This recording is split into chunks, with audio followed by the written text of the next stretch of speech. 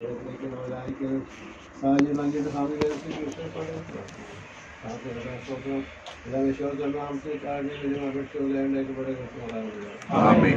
കാരിരുൾ മൂടും വേളകളിൽ കർത്താവിൻ പാദം ചേർന്നിടും ഞാൻ. കാരിരുൾ മൂടും വേളകളിൽ കർത്താവിൻ പാദം ചേർന്നിടും ഞാൻ. കാരേരും പാടിയിൽ പാടുള്ള പാടിയ കരുണ നിറഞ്ഞവൻ കാക്കുമെന്നെ കാക്കുമെന്നെ. കാരേരും പാടിയിൽ പാടുള്ള പാടിയ കരുണ നിറഞ്ഞവൻ കാക്കുമെന്നെ കാക്കുമെന്നെ. ആശ്രയം യേശുവിൽ എന്നതിനാ ഭാഗ്യവാൻ ഞാൻ ഭാഗ്യവാൻ ഞാൻ. ആശ്വാസമെന്നിൽ താൻ തന്നതിനാ ഭാഗ്യവാൻ ഞാൻ ഭാഗ്യവാൻ ഞാൻ.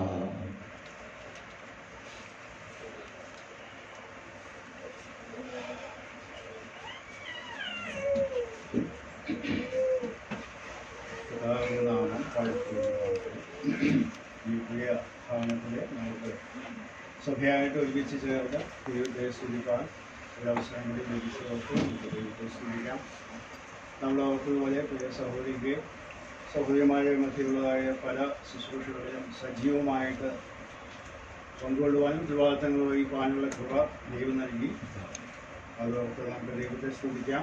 തനിക്ക് ലഭിക്കുന്ന അവസരങ്ങളൊക്കെ ദൈവനാമഹത്വത്തിനായിട്ട് ഉപയോഗിക്കപ്പെടുവാൻ തുടർന്ന് നമുക്ക് ദൈവത്തോട് പ്രാർത്ഥിക്കാം. ഇന്ന് എൻ്റെ ഹൃദയത്തിലേക്ക് താല്പര്യം തോന്നിയ ഒരു കഥാപാത്രത്തെ നിങ്ങളുടെ മുമ്പാകെ അവതരിപ്പിക്കാനായിട്ട് ഞാൻ ആഗ്രഹിക്കുകയാണ്.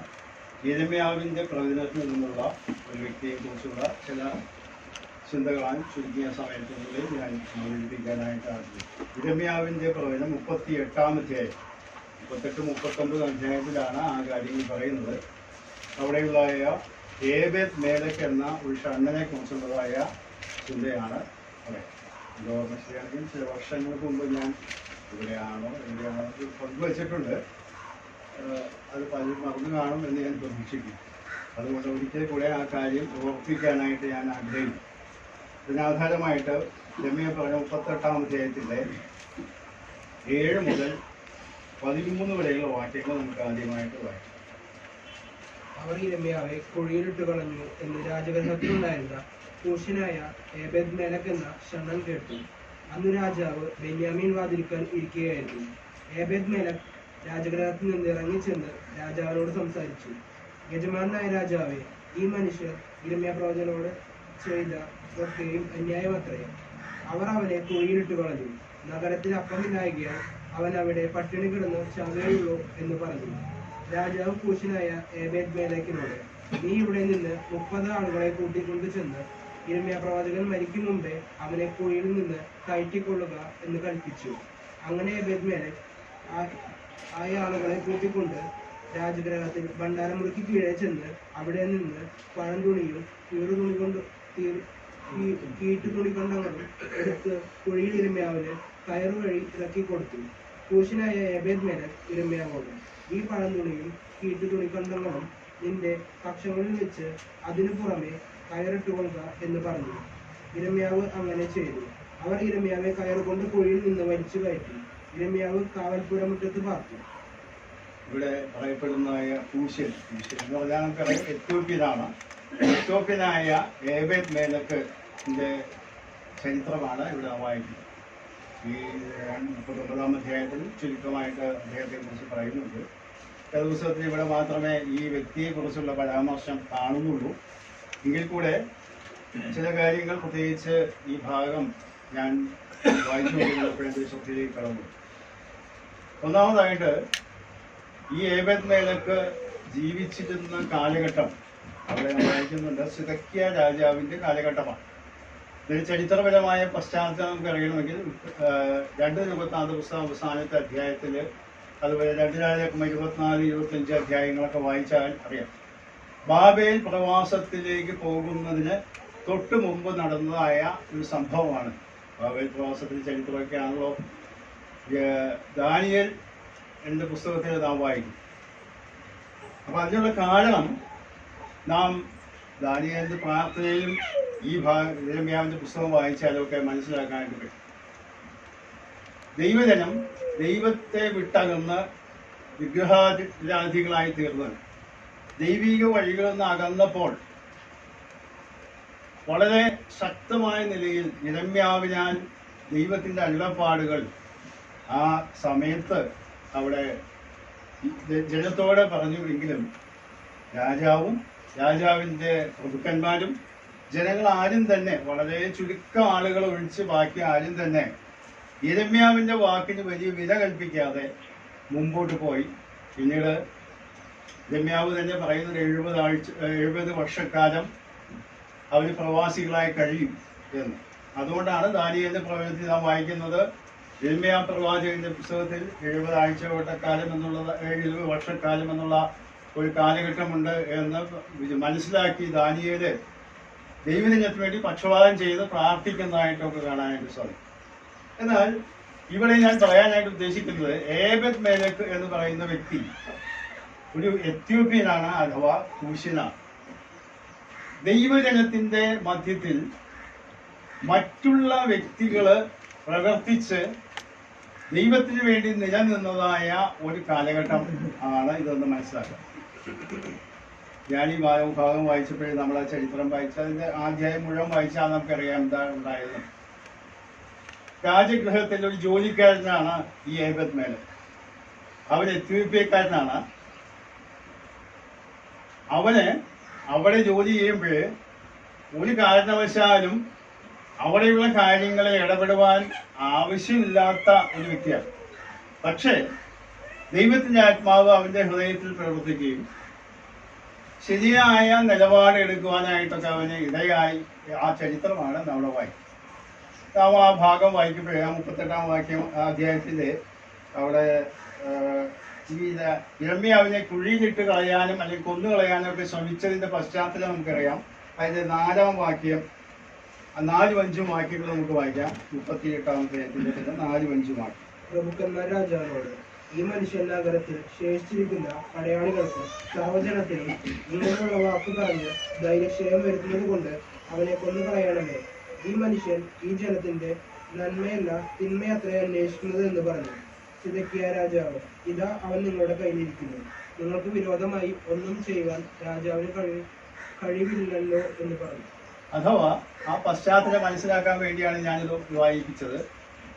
സിദക്കിയ രാജാവും ഒരു രാജാവാണെങ്കിലും തീരെ കഴിവുകെട്ട അല്ലെങ്കിൽ ഒരു നേതൃത്വത്തിന് ഗുണമില്ലാത്ത ഒരു വ്യക്തിയായിട്ടാണ് അവിടെ കാണപ്പെടുന്നത്.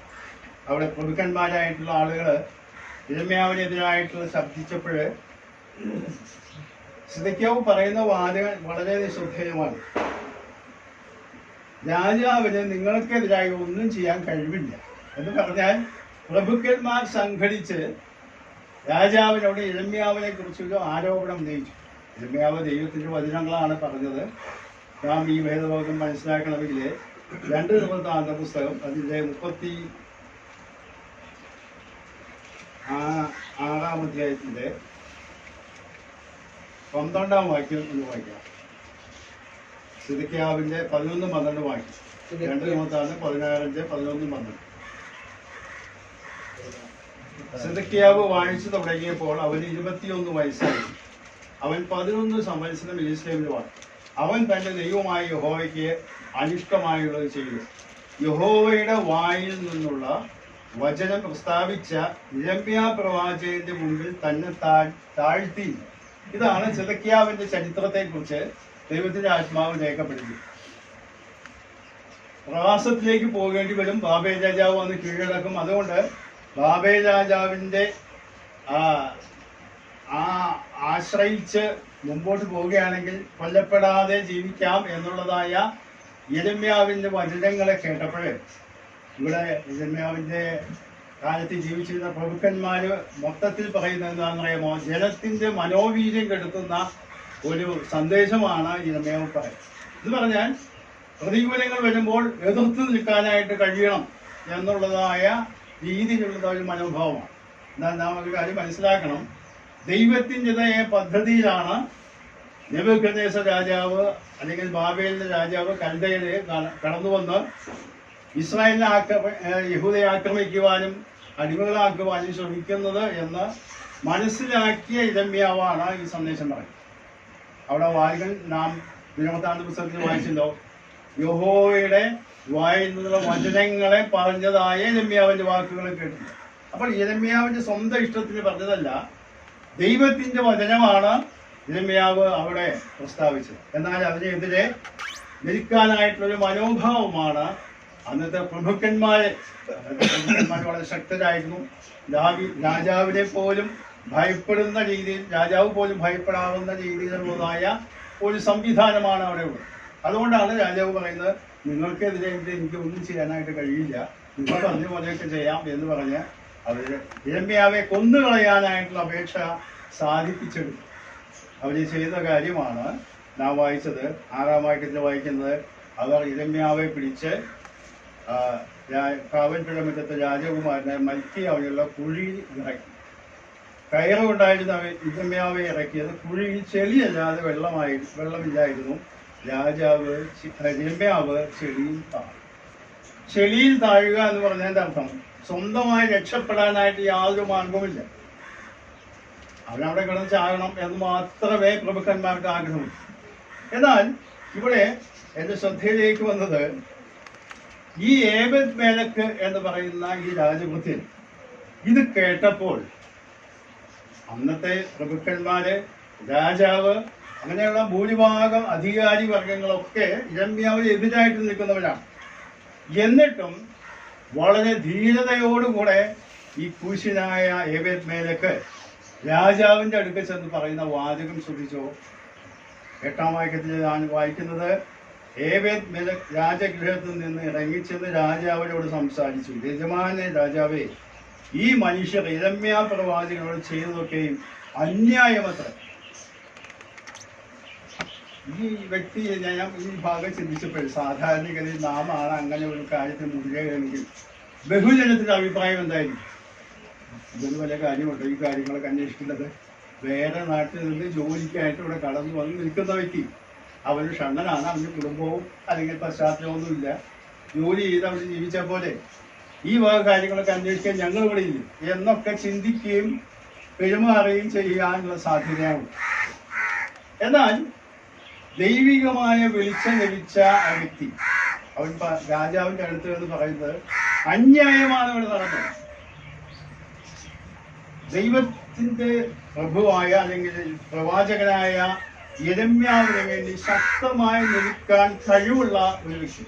നാം പാട്ട് പാടിയപ്പോൾ ആ പാട്ടിന്റെ ആദ്യം തുടങ്ങുന്ന ധീരുവായിടാ ഞാൻ സാധു എഴുതി. ആ വാക്ക് എന്നോട് ബന്ധപ്പെടുത്തി ഞാൻ ചിന്തിക്കട്ടെ. സാധുവാണ്, അതിന് പറഞ്ഞാൽ ആരും ഗണിക്കാനായിട്ട് സാധ്യതയില്ലാത്തൊരു വ്യക്തിയാണ് ഏബെദ് മേലക്ക്. പക്ഷേ ദൈവത്തിന് വേണ്ടി ശബ്ദം ഉയർത്തുവാൻ ധീരത കാണിച്ച ഒരു വ്യക്തി. ഒരുപക്ഷെ നമ്മളൊക്കെ സാധാരണഗതിയിൽ ഇങ്ങനത്തെ പ്രശ്നങ്ങൾ ഉണ്ടായാൽ എങ്ങനെ ഒഴിഞ്ഞു മാറി അങ്ങ് പോകും. എന്തിനാ പ്രശ്നങ്ങൾ ഉണ്ടാക്കുന്നത്? എന്തിനാ ഇങ്ങനെ ശബ്ദം ഉയർത്തുന്നത്? എന്തിനാ?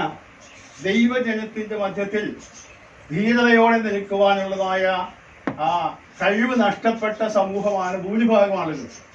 നമുക്കറിയാം, എഫേസ്യ ലേഖനം 5-ാം അധ്യായത്തിലേക്ക് കടന്നു ഒരു വാക്യം, 2 വാക്യങ്ങളെ ഞാൻ നിങ്ങളുടെ ശ്രദ്ധയിലേക്ക് കൊണ്ടുവരാം. എഫേസ്യ ലേഖനം 5-ാം അധ്യായം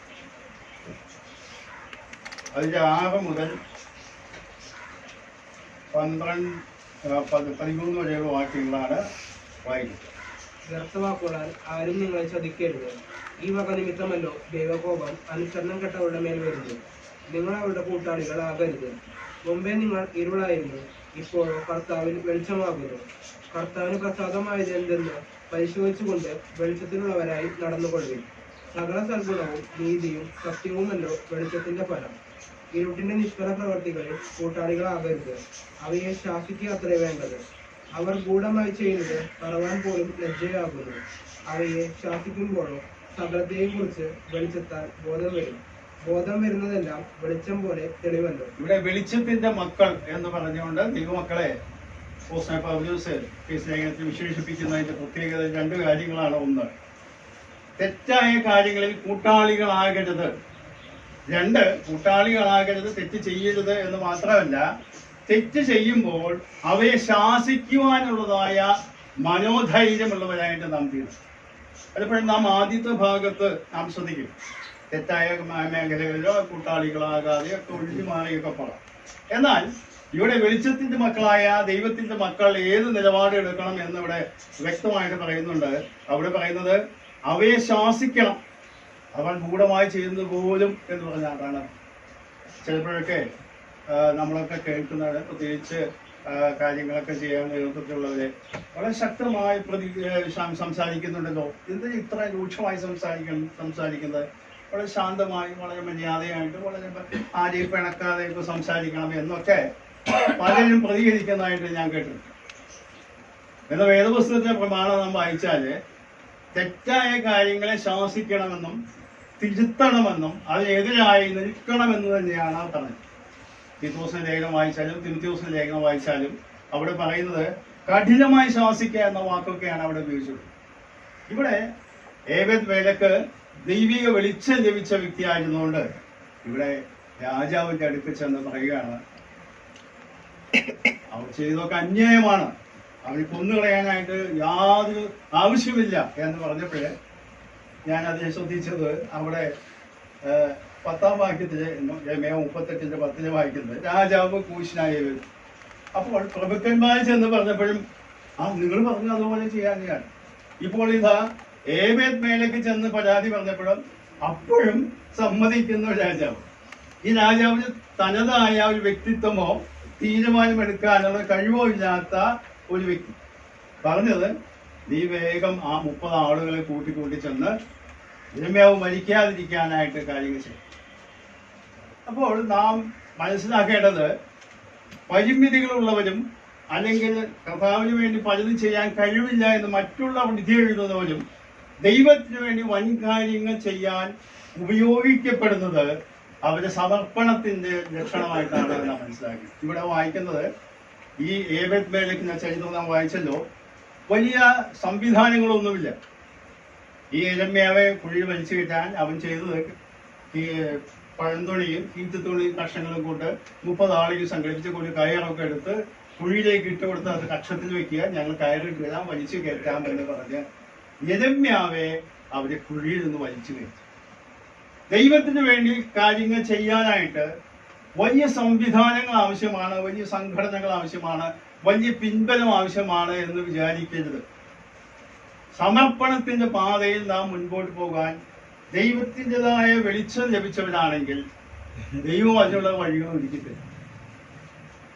പലപ്പോഴും നാം വിചാരിക്കുന്നത് പല സംവിധാനങ്ങൾ ആവശ്യമാണ്. ശരിയാണ്, ഉണ്ടെങ്കിൽ ഉപയോഗിക്കാം. എന്നാൽ അതുണ്ടെങ്കിലേ കർത്താവിന് വേണ്ടി നിലനിൽക്കാനും പ്രവർത്തിക്കാനും കഴിയൂ എന്ന് നാം ചിന്തിക്കരുത്. ഇവിടെ ഏബെദ് മേലക്കിന് ലഭിച്ചതായ സംവിധാനങ്ങൾ പഴന്തുണി, കീത്തുതുണിയും കയറും കുറച്ച് ആളുകളെയൊക്കെ സംഘടിപ്പിച്ച് രാജാവ് സമ്മതിക്കുമോ എന്നറിയില്ല, പക്ഷെ സമ്മതിച്ചു. പ്രഭുക്കന്മാരെ ഭയപ്പെട്ടുകൊണ്ടാണ് ഇത് ചെയ്യുന്നത് നമുക്ക് മനസ്സിലാക്കണം. പ്രഭുക്കന്മാരാണ് അവിടെ ശക്തന്മാരായിട്ടുള്ളവര്. അവരെ ഗവനിക്കാതെ ഈ യിരെമ്യാവിനെ രക്ഷിക്കുവാനായിട്ട് കയറുകൊണ്ട് വലിച്ച് ഇറക്കുന്ന ഒരു കാര്യമാണ് നാം കാണുന്നത്.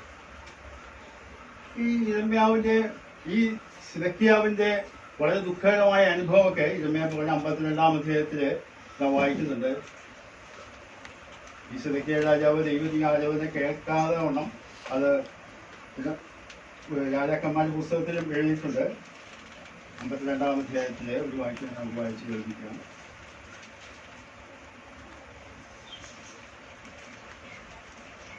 യിരെമ്യാ പ്രവചനം 52-ന്റെ 10-ാം വാക്യം 10ഉം 11ഉം. ബാബേൽ രാജാവ് സിദക്കിയാവിന്റെ പുത്രന്മാരെ അവൻ കാണുകെ കൊണ്ടു. യഹൂദ പ്രഭുക്കന്മാരെയൊക്കെയും അവൻ ലിബ്നയിൽ വെച്ച് കൊന്നുകളഞ്ഞു. പിന്നെ അവൻ സിദക്കിയാവിന്റെ കണ്ണു പൊട്ടിച്ചു. ബാബേൽ രാജാവ് അവനെ ചങ്ങല കൊണ്ട് ബന്ധിച്ച് ബാബയിലേക്ക് കൊണ്ടുചെന്ന് ജീവപര്യന്തം കാരാഗ്രഹത്തിലാക്കി.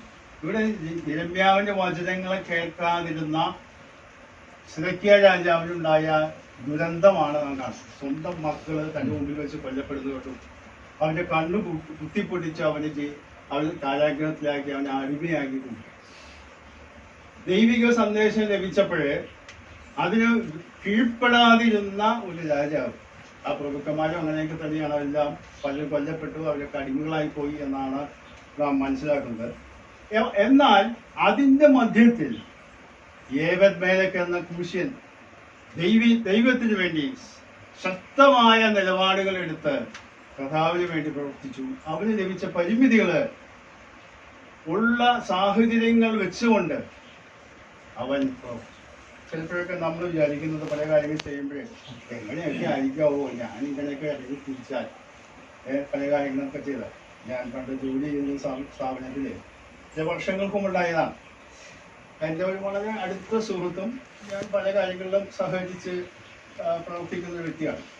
ഒരിക്കലും ഞാൻ എന്തോ ഒരു കാര്യം ഉണ്ടായപ്പോൾ, അവിടെ ചർച്ചയുണ്ടായ സമയം പൊതുവായി സംസാരം ഉണ്ടായപ്പോൾ ഞാൻ ചില അഭിപ്രായങ്ങൾ പറഞ്ഞു. അപ്പൊ അദ്ദേഹം പറഞ്ഞ പോലെ നിങ്ങളും ഒന്ന് രണ്ടാൾക്കാർ വഴി നിന്ന് പ്രസംഗിക്കുന്ന ആൾക്കാർ ലോകം നന്നാക്കി അറിയിക്കുകയല്ലേ പറഞ്ഞ മറുപടിയാണ് അത്. നിങ്ങൾ ഒന്ന് രണ്ട് ആൾക്കാർ വഴി നിന്ന് പ്രസംഗിക്കും. ഇങ്ങനെയാണ് അദ്ദേഹം. എൻ്റെ വളരെ അടുത്ത സുഹൃത്താണ് അദ്ദേഹം. അതോടുകൂടിയാണ് അങ്ങനെ പറഞ്ഞത്. ലോകം നന്നാക്കി അറിയിക്കുകയല്ലേ. അപ്പൊ ഞാൻ ചിന്തിച്ചു. ഞാനത് മറുപടിയൊക്കെ പറഞ്ഞു. കാരണം ലോകം ഇന്ന് മഹാത്മാഗാന്ധി എത്ര മഹാത്മാഗാന്ധി ഉണ്ടായിരുന്നു ഇന്ത്യയിൽ? ഒരാളെ ഉണ്ടായുള്ളൂ. ബുദ്ധൻ ഇന്ത്യയിൽ ജീവിച്ചതാണ്. എത്ര ബുദ്ധന്മാരുണ്ടായിരുന്നു? ഒരാളെ ഉണ്ടായുള്ളൂ. യേശു ക്രിസ്തു, ഞാൻ തുറന്നു, യേശു ക്രിസ്തു ഒരാളെ ഉണ്ടായുള്ളൂ. എന്നാൽ അവരെയൊക്കെ അനുഗമിക്കാൻ ആളുകള് ലക്ഷങ്ങള് കോടികൾ ഇന്നുണ്ട് എന്ന് പറഞ്ഞപ്പോൾ അദ്ദേഹം ശാന്തനായി.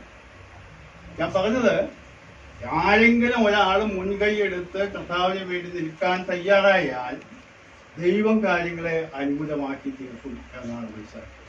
ഇവിടെ വായിക്കുന്നത് ഈ രാജാവിന്റെ ദുരന്തം മുന്നറിയിപ്പ് കിട്ടിയിട്ടും ദൈവത്തിന് വേണ്ടി നിൽക്കാനോ മാനസാന്തരപ്പെടുവാനോ യിരെമ്യാവിന്റെ വാക്കുകൾ അനുസരിക്കാനോ തയ്യാറാകാതെ, എന്നാൽ ഏബെദ്മേലെക്ക് കൂശ്യനാണ്, എത്യോപ്യനാണ്, വെറും രാജസന്നിധിയിലെ ഒരു ജോലിക്കാരനാണ്.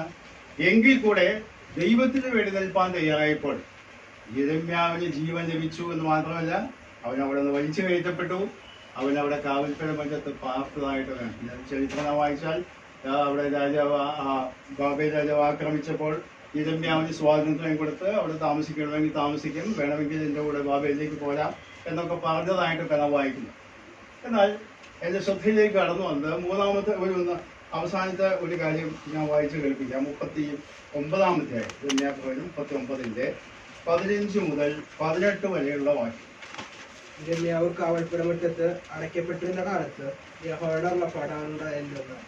നീ ചെന്ന് കൂശിനായ ഏബെദ്മേലെക്കിനോട് പറയേണ്ടത്, ഇസ്രായേലിന്റെ ദൈവമായ സൈന്യങ്ങളുടെ യഹോവ ഇപ്രകാരം അരുളി ചെയ്യുന്നു, ഞാൻ എൻ്റെ വചനങ്ങളെ ഈ നഗരത്തിന്മേൽ നന്മയ്ക്കല്ല തിന്മയ്ക്കത്രേ നിവർത്തിക്കും. അന്ന് നീ കാണുകെ അവ നിവർത്തിയാകും. അന്ന് ഞാൻ നിന്നെ വിടുവിക്കും. നീ ഭയപ്പെടുന്ന മനുഷ്യരുടെ കയ്യിൽ നീ ഏൽപ്പിക്കപ്പെടുകയുമില്ല എന്ന് യഹോവയുടെ അരുളപ്പാട്. ഞാൻ നിന്നെ വിടുവിക്കും. നീ വാളാൽ വീഴുകയില്ല. നിന്റെ ജീവൻ നിനക്ക് കൊള്ള കിട്ടിയതുപോലെ ഇരിക്കും. നീ എന്നിൽ ആശ്രയിച്ചിരിക്കുന്നുവല്ലോ എന്ന് യഹോവയുടെ അരുളപ്പാട്. ഇവിടെ അതിനുശേഷം അവിടെ ആക്രമണമൊക്കെ നടന്നു. ഇതൊക്കെ ചെയ്യുമ്പോഴും യിരെമ്യാവിന് ഈ ഏബെദ്മേലെക്കിനെ കുറിച്ചുള്ള ഒരു പ്രവചനം ലഭിച്ച് അത് പറയുന്ന വാക്കാണ് നാം വായിച്ചത്. ഏബെദ്മേലെക്ക് ആ കാര്യം ചെയ്തു, യിരെമ്യാവ് അപ്പോൾ രക്ഷപ്പെട്ടു എന്നുള്ളത് ശരിയാണെങ്കിൽ കൂടെ ഏബെദ്മേലെക്കിന് ലഭിച്ചതായ പ്രതിഫലമാണ് ഇവിടെ നാം വായിക്കുന്നത്. ഇവിടെ എന്താണ് വായിക്കുന്നത്? ഇസ്രായേലിന്റെ ദൈവമായ സൈന്യങ്ങളുടെ യഹോവ ഇപ്രകാരം അരുളി ചെയ്യും. ഞാൻ ഈ വചനങ്ങളെ അല്ലെങ്കിൽ ദൈവികമായ ന്യായവിധി ഇസ്രായേൽ ജനത്തിന്റെ മേൽ, യഹൂദ ജനത്തിന്റെ മേൽ നടത്തും. എന്നാൽ ഇവിടെ വായിക്കുന്നത്, നിനക്ക് അതിന് ഒരു ഭാഗം ഒതുങ്ങി. അന്ന് ഞാൻ നിന്നെ വിടുവിക്കും. ദൈവത്തിന് വേണ്ടി യിരെമ്യാവെ വിടുവിക്കാൻ മുൻകൈയെടുത്ത ഈ കൂശ്യനായ ഏബെദ്മേലെക്കിനെ പ്രത്യേകമായ സാഹചര്യത്തിൽ ദൈവം പറയുകയാണ് അവനോട്, നിന്നെ ഞാൻ വിടുവിക്കും. അവിടെ ആ വാക്കുകളൊക്കെ ശ്രദ്ധിച്ചോ? ദൈവം തന്നെ തന്നെ വിശേഷിപ്പിക്കും ഇസ്രായേലിന്റെ ദൈവമായ സൈന്യങ്ങളുടെ യഹോവ. സൈന്യങ്ങളുടെ യഹോവ ഏബേദ് മേലെക്കിനെ ശത്രുക്കൾ ആക്രമിക്കുന്ന സമയത്തും ഞാൻ നിന്നെ വിടുവിക്കും. നമുക്കറിയാം, യോശുവയുടെ പുസ്തകം വായിക്കുമ്പോൾ അവിടെ രാഹാബിന്റെ കാര്യത്തിൽ ദൈവത്തിന് വേണ്ടി നിൽക്കുവാനായിട്ട് തയ്യാറായ രാഹാബും കുടുംബവും ആ പട്ടണം നശിപ്പിക്കപ്പെടുമ്പോൾ തീ വെച്ച് ചുറ്റുപാട് കളയാനൊക്കെ പോകുമ്പോഴും ആ രാഹാബ് ദൈവത്തിൽ ആശ്രയിച്ചുകൊണ്ട് രാഹാബിന്റെ കുടുംബത്തിനൊക്കെ വിടുതൽ പ്രാപിച്ചതായിട്ടാണ്. ഇവിടെ ഏകദേശം സമാനമായ രീതിയിലുള്ള ഒരു കാര്യമാണ് നാം വായിക്കുന്നത്. 17 വാക്യത്തിൽ അന്ന് ഞാൻ നിന്നെ വിടുവിക്കും, നീ ഭയപ്പെടുന്ന മനുഷ്യരുടെ കയ്യിൽ നീ ഏൽപ്പിക്കണം. കാരണം പ്രഭുക്കന്മാരാണ് അന്നത്തെ കാര്യങ്ങളൊക്കെ. രാജാവൊക്കെ പേരിന് മാത്രമേ ഉള്ളൂ. അവരുടെ ആഴ്ചയ്ക്ക് എതിരായിട്ട് അവർ ചെയ്തതിന് എതിരായി നിൽക്കാൻ തൻ്റെ ഇടം കാണിച്ചതായ ഏബേദ് മേലെക്കിനോട് പറയുന്ന കാര്യമാണ്, നീ ഭയപ്പെടുന്ന മനുഷ്യരുടെ കയ്യിൽ നിന്ന് നീ ഏൽപ്പിക്കപ്പെടുകയില്ല എന്ന് യഹോവയുടെ അരുളപ്പാട്. അടുത്ത വാചകമാണ്, ഞാൻ നിന്നെ വിടുവിക്കും. പിന്നെയും പറയുകയാണ്, നീ വാളാൽ വീഴുകയില്ല, നിന്റെ ജീവൻ നിനക്ക് കൊള്ള കിട്ടിയതുപോലെ ഇരിക്കും. അടുത്ത വാചകമാണ് ദൈവം ഏബേദ് മേലെക്കിനെ വെച്ച് വിലയിരുത്തി, നീ എന്നിൽ ആശ്രയിച്ചിരിക്കും. നമുക്കറിയാം, യിരെമ്യാ പ്രവാചകൻ വിടുവിക്കപ്പെട്ടു. ബാബേൽ രാജാവ് ആക്രമിച്ചപ്പോഴും യിരെമ്യാവ് വിടുവിക്കപ്പെട്ടു. അതേ അനുഭവത്തിൽ കൂടെ ഇവിടെ ഏബേദ് മേലെക്കിൽ കടന്നു പോകുന്നതായിട്ട് കാണാം. എന്തുകൊണ്ടാണ് എന്നുള്ളത് വളരെ വ്യക്തമായിട്ട് അവിടെ പറയുന്നു, നീ എന്നിൽ ആശ്രയിച്ചിരിക്കും. ഏബേദ് മേലെക്കിന് സ്വന്തം കഴിവുകൊണ്ടോ ധൈര്യം കൊണ്ടോ ഒന്നുമല്ലാതെ സാധിച്ചത് ദൈവത്തിലുള്ള ആശ്രയവും ആ ആശ്രയത്തിന്റെ അടിസ്ഥാനത്തിൽ വിശ്വാസത്തിന്റെ കാര്യങ്ങൾ ചെയ്തപ്പോൾ, പ്രവൃത്തിയിൽ വെളിപ്പെട്ടപ്പോൾ, കർത്താവിന് വേണ്ടി നിൽക്കുവാൻ മറ്റാരുമില്ലാതിരുന്നപ്പോഴും ഏകനായി ശബ്ദമുയർത്തി കർത്താവിന്റെ ദാസന് വേണ്ടി വാദിച്ച് തന്നെ ശിക്ഷിക്കാൻ മുൻകൈയെടുത്തതായ യിരെമ്യാവിന് വിടുതൽ ലഭിച്ചു എന്ന് മാത്രമല്ല, അതോടൊപ്പം തന്നെ ഏബേദ് മേലെക്കിനും വിടുതൽ ലഭിച്ചു.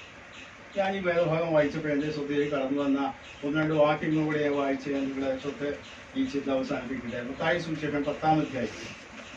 അവിടെ കർത്താവ് തൻ്റെ ശിഷ്യന്മാരെ പരസ്യ ശുശ്രൂഷയ്ക്കായിട്ട് അയക്കുന്ന രംഗമാണ്. മത്തായി സുവിശേഷം 10-ാം അധ്യായത്തിൻ്റെ അതിൻ്റെ അവസാനത്തെ ഭാഗം 40 മുതൽ അവസാനം വരെയുള്ള വാക്യങ്ങൾ നമുക്ക് വായിക്കാം. നിങ്ങളെ കൈക്കൊള്ളുന്നവൻ എന്നെ കൈക്കൊള്ളുന്നു, എന്നെ കൈക്കൊള്ളുന്നവൻ എന്നെ അയച്ചവനെ കൈക്കൊള്ളുന്നു. പ്രവാചകൻ എന്ന് വെച്ച് പ്രവാചകനെ കൈക്കൊള്ളുന്നവന് പ്രവാചകന്റെ പ്രതിഫലം ലഭിക്കും. നീതിമാൻ എന്ന് വെച്ച് നീതിമാനെ കൈക്കൊള്ളുന്നവന് നീതിമാന്റെ പ്രതിഫലം ലഭിക്കും. ശിഷ്യൻ എന്ന് വെച്ച് ഈ ചെറിയവരിൽ ഒരിക്കലും പാനപാത്രം തണ്ണീർ മാത്രം കൊടുക്കുന്നവന് പ്രതിഫലം കിട്ടാതെ പോകയില്ല എന്ന് ഞാൻ സത്യമായിട്ട് നിങ്ങളോട് പറയുന്നു. കർത്താവായ യേശു കർത്താവ് തിരുവായും വഴി നേരിട്ട് പറഞ്ഞ വാക്കാണ് അവിടെ വായിക്കുന്നത്. പ്രവാചകൻ എന്ന് വെച്ച് പ്രവാചകനെ കൈക്കൊള്ളുന്നവന് പ്രവാചകന്റെ പ്രതിഫലം. ഇവിടെ യിരെമ്യാവിനെ ദൈവത്തിന്റെ പ്രവാചകൻ എന്ന് വിചാരിച്ച് അംഗീകരിച്ച് അവന് വേണ്ടി നിലനിന്നതുകൊണ്ട് ആ പ്രവാചകനായ യിരെമ്യാവിന് ഏതൊരു വിടുതൽ ലഭിച്ചു അതേ വിടുതൽ ക്രൂശിനായ ഏബേദ് മേലെക്കിന് ലഭിച്ചു. വലിയ പ്രമാണമാണ് കർത്താവോട് പറയുന്നത്. ചിലപ്പോഴും ഞാനിത് വായിക്കുമ്പോൾ ചിന്തിക്കുകയുണ്ടായി, നാം സ്വർഗ്ഗത്തിൽ ചെല്ലുമ്പോൾ പ്രതിഫലം ലഭിക്കുന്നു. ചിലപ്പോഴൊക്കെ വലിയ ആളുകൾക്ക് വലിയ പ്രതിഫലം ലഭിക്കുമെന്ന് നാം പ്രതീക്ഷിക്കും. ശരിയായിരിക്കും, അവർക്കില്ല. എന്നാൽ അവരെ ശുശ്രൂഷിച്ച അല്ല അവർക്ക് വേണ്ടി കാര്യങ്ങൾ ചെയ്ത പ്രിയ ദൈവമക്കൾക്കും അതേ പ്രതിഫലം ലഭിക്കുമെന്നാണ് ഇവിടെ കാണുന്നത്. പ്രവാചകൻ എന്ന് വെച്ച് പ്രവാചകനെ കൈക്കൊണ്ടാൽ പ്രവാചകന് ഏതൊരു പ്രതിഫലമുണ്ടോ അതേ പ്രതിഫലം ലഭിക്കും. അമ്മയൊക്കെ പ്രോത്സാഹിപ്പിക്കേണ്ട ഒരു വാചകമാണിത്. നാം പലപ്പോഴും പല ശുശ്രൂഷകൾ ചെയ്യുന്നില്ലായിരിക്കാം. എന്നാൽ ശുശ്രൂഷകൾ ചെയ്യുന്ന ആ വ്യക്തികളെ അംഗീകരിക്കുക, അവർക്ക് വേണ്ടതായ ഒത്താശകൾ ചെയ്തു കൊടുക്കുകയും അവരെ സൽക്കരിക്കുകയും സ്വീകരിക്കുകയും ഒക്കെ ചെയ്ത് പ്രവാചകൻ അല്ലെങ്കിൽ ദൈവത്തിന്റെ ദാസൻ എന്ന നിലയിൽ അംഗീകരിക്കുകയും ശുശ്രൂഷിക്കുകയും ചെയ്യുമ്പോഴേ ദൈവം അത് കണക്കെടുന്നുണ്ട്. താഴോട്ട് വായിക്കുന്നത്, നീതിമാൻ എന്ന് വെച്ച് നീതിമാനെ കൈക്കൊണ്ട് അതിന് പ്രതിഫലം. ശിഷ്യൻ എന്ന് വെച്ചിട്ട് ഒരു പാത്രം ഒരു ഗ്ലാസ് വെള്ളം കൊടുത്താലും അതിന് പ്രതിഫലം ലഭിക്കാതെ പോകുകയില്ല. ഇത് കർത്താവ് തന്നെ നേരിട്ട് തന്റെ ശിഷ്യന്മാരോട് പറഞ്ഞതാണ്. അവർ പോയി താമസിക്കാൻ പോകുന്ന സ്ഥലങ്ങളിൽ ലഭിക്കുന്നതായ സ്വീകരണത്തിൻ്റെയോ തിരസ്കരണത്തിൻ്റെയോ ആ പ്രത്യേകതകളെ വിവരിച്ചുകൊണ്ടാണ് അത് പറയുന്നതെങ്കിലും ഒരു പൊതുപ്രമാണമായിട്ടാണ് ഞാൻ മനസ്സിലാക്കുന്നത്. കർത്താവ് ആ കാര്യങ്ങളെ കണക്കാക്കുന്നവരും അംഗീകരിക്കുന്നതുമാണ്. നാം എബ്രായ ലേഖനം 6-ാം അധ്യായത്തിൽ ഒരു വാക്യമുണ്ട്, നമ്മൾ പലപ്പോഴും ഓർക്കുന്ന വാക്യമാണ്. എബ്രായ ലേഖനം 6-ാം അധ്യായം അതിൻ്റെ 10 മുതൽ 12 വരെ വാക്യം. ദൈവം നിങ്ങളുടെ പ്രവർത്തിയും വിശുദ്ധന്മാരെ ശുശ്രൂഷിക്കുന്നതിനാലും തന്റെ നാമത്തോട് കാണിച്ച സ്നേഹവും മറന്നു കളവാൻ തക്കവണ്ണം അനീതിയുള്ളവനല്ല. എന്നാൽ നിങ്ങൾ ഓരോരുത്തർ പ്രത്യാശയുടെ പൂർണ്ണ നിശ്ചയം പ്രാപിപ്പാൻ അവസാനത്തോളം ഒരുപോലെ ഉത്സാഹം കാണിക്കണമെന്ന് ഞങ്ങൾ ആഗ്രഹിക്കുന്നു. അങ്ങനെ നിങ്ങൾ മന്ദതയുള്ളവരാകാതെ വിശ്വാസത്താലും ദീർഘക്ഷമയാലും വാക്തത്വങ്ങളെ അവകാശമാക്കുന്നവരുടെ അനുകാരികളായിത്തീരും. ഇവിടെ അനുകാരികളായി തീരാനായിട്ട് പറയുന്നത് എന്താ? ഇവിടെ വായിക്കുന്നത് ദൈവം നിങ്ങളുടെ പ്രവൃത്തി വിശുദ്ധന്മാരെ ശുശ്രൂഷിക്കുന്നതിനാലും തന്റെ നാമത്തോട് കാണിച്ച സ്നേഹവും മറന്നുകളവാൻ അനീതിയുള്ളവരില്ല. ദൈവത്തെ കുറിച്ച് പറയുന്ന വാക്ക്. അപ്പോൾ പിന്നെ അടുത്ത വാചകങ്ങൾ ശ്രദ്ധിക്കുന്നത് ഈ അവസാനത്തോളം ഈ കാര്യം നിങ്ങൾ പാലിക്കണം. നിങ്ങൾ ക്ഷീണിച്ചു പോകരുത്. അതേ കാര്യങ്ങൾ നാം പഠിച്ചുകൊണ്ടിരിക്കുകയാണുള്ളത് ഇവിടെ വ്യാഴാഴ്ച ദിവസങ്ങളിൽ. അപ്പോൾ ഇവിടെ നാം വായിക്കുന്നത് അവർ ക്ഷീണിച്ചു പോകാനോ തളർന്നു പോകാനോ ഒക്കെ സാഹചര്യം അവന് മുമ്പിൽ ഉള്ളപ്പോൾ പറയുകയാണ്, മന്ദതയുള്ളവരാകാതെ വിശ്വാസത്താലും ദീർഘക്ഷമയാലും ഈ വാഗ്ദത്തങ്ങളെ നിങ്ങൾ അവകാശമാക്കിക്കൊള്ളാം. ഈ വാഗ്ദത്തങ്ങൾ നമുക്കുണ്ട്. ഇവിടെ ഏബേദ് മേലക്കിന്റെ കാര്യം നാം കാണുന്നത് അങ്ങനെയാണല്ലോ. ഏബേദ് മേലക്ക് ദൈവത്തിന് വേണ്ടി നിൽപ്പാൻ ധൈര്യം കാണിച്ചു. അവന്റെ പരിമിതികൾ അവൻ മറന്നു. അവൻ നിസ്സാരക്കാരനാണെങ്കിലും ദൈവത്തിന് വേണ്ടി നിൽക്കുവാൻ, ദൈവത്തിന്റെ പ്രവാചകന് വേണ്ടി ശബ്ദം ഉയർത്തുവാനും അവനെ രക്ഷിക്കുവാനും ഇടയായപ്പോൾ അവനെ ദൈവം മാനിച്ചു. ആ പ്രവർത്തനം സഫലമായി തീർന്നു. അവന് വിടുതൽ ലഭിച്ചു എന്ന് മാത്രമല്ല, പിന്നീട് നാം കാണുന്നത് ഈ പ്രവാചകൻ അല്ലെങ്കിൽ യിരെമ്യാ പ്രവാചകന് ഏതൊരു വിടുതൽ ലഭിച്ചുവോ, ബാബേൽ രാജാവ് ഒന്ന് ആക്രമിക്കുമ്പോഴൊക്കെ ആ ചരിത്രപരമായ ഭാഗങ്ങളിലേക്ക് ഇപ്പൊ കടന്നു പോകാൻ ഞാൻ ആഗ്രഹിക്കുന്നില്ല. യിരെമ്യാ അവനൊരു ഓപ്ഷൻ കൊടുത്തു, വേണമെങ്കിൽ എൻ്റെ കൂടെ വന്ന് അവിടെ സുഖമായി താമസിക്കാം, ഇല്ലെങ്കിൽ ഇവിടെ താമസിക്കാം. ഇവിടെ അപ്പോൾ അവൻ അവിടെ തന്നെയുള്ള ആളുകളുടെ കൂടെ താമസിക്കാനായിട്ട് തിരഞ്ഞെടുത്തു. അപ്പോൾ അവന്റെ ജീവൻ അവന് കൊള്ള കിട്ടിയതുപോലെ കിട്ടി. ഇതേ അനുഗ്രഹം ഏബേദ് മേലക്കിനുണ്ടായി. കർത്താവിന് വേണ്ടി നാം നിലപാടുകൾ എടുക്കുമ്പോൾ, കർത്താവിന് വേണ്ടി നിൽക്കുവാൻ, ശുശ്രൂഷിപ്പാൻ ധൈര്യം കാണിക്കുമ്പോൾ, അല്ലെങ്കിൽ നമ്മുടെ പരിമിതികൾ മറന്നുകൊണ്ട് ദൈവത്തിന് വേണ്ടി പ്രവർത്തിക്കാൻ നാം തയ്യാറായാൽ, ഭൂരിഭാഗം പേരും എതിരാണെങ്കിലും അതിനെ കാണുന്ന ഒരു കർത്താവുണ്ട്. ആ കർത്താവ് ആ കാര്യങ്ങൾ മനസ്സിലാക്കുന്നു, വിലയിരുത്തുന്നു. നാം ഇബ്രാഹിം വായിച്ചതുപോലെ ദൈവം അതൊന്നും മറന്നു കളയാനല്ല, നാം പക്ഷെ മറന്നുപോകും. പലപ്പോഴും അങ്ങനെയൊക്കെയാണല്ലോ മനുഷ്യന്റെ സ്വഭാവമുണ്ട്. എന്നാൽ ദൈവം മറന്നു കളയുന്നതല്ല, തൻ്റെ ദൈവദാസന്മാരെ ശുശ്രൂഷിക്കുന്നതിനാലും ശുശ്രൂഷിച്ചതിനാലും ഉള്ളതായ തക്കതായ പ്രതിഫലം ദൈവം. ചിലപ്പോഴൊക്കെ പലർക്കും തെറ്റിദ്ധാരണയുള്ളത് സ്റ്റേജിൽ കയറി വലിയ പ്രസംഗങ്ങളും വലിയ കാര്യങ്ങളൊക്കെ ചെയ്യുന്നവർക്കാണ് വലിയ പ്രതിഫലം. അവർക്ക് പ്രതിഫലമുണ്ട്, ഇല്ലാന്ന് ഞാൻ പറയുന്നു. എന്നാൽ അതോടൊപ്പം തന്നെ ഏബേദ് മേലക്കിലേക്ക് ലഭിച്ചതായ വിടുതൽ പോലെ അതേ അനുഗ്രഹങ്ങൾ അവരെ ശുശ്രൂഷിക്കുകയും അവർക്ക് വേണ്ടി നിലനിൽക്കുകയും അവർ പരിപാലിക്കുകയും ചെയ്യുന്നവർക്കുണ്ട് എന്ന് കാണുന്നത്. നമ്മുടെ ക്രിസ്തീയ ജീവിതത്തിൽ പലപ്പോഴും നാം ക്ഷീണിച്ചു പോകുന്നവർ, നിരാശപ്പെട്ടു പോകുന്നവരാണ്. കാരണം എൻ്റെ പരിമിതികൾ പോരായ്മകൾ കുറവുണ്ട്, എന്നോട് കൂടെ നിൽക്കാൻ ആരുമില്ല, മഹാഭൂരിപക്ഷം വരുന്നവരെ എനിക്കെതിരാണ്, അല്ലെങ്കിൽ എനിക്ക് അതിനുള്ള സാഹചര്യമുണ്ട്, എനിക്കെതിൻ്റെ കാര്യമുണ്ട്. ഏബേദ് മേലേക്ക് അങ്ങനെ ചിന്തിച്ചിരുന്നെങ്കിൽ യിരെമ്യാവ് കുഴി കിടന്ന് ചാവുകയുള്ളൂ. ദൈവം വേറെ സംവിധാനം ഒരുക്കുമായിരിക്കാം.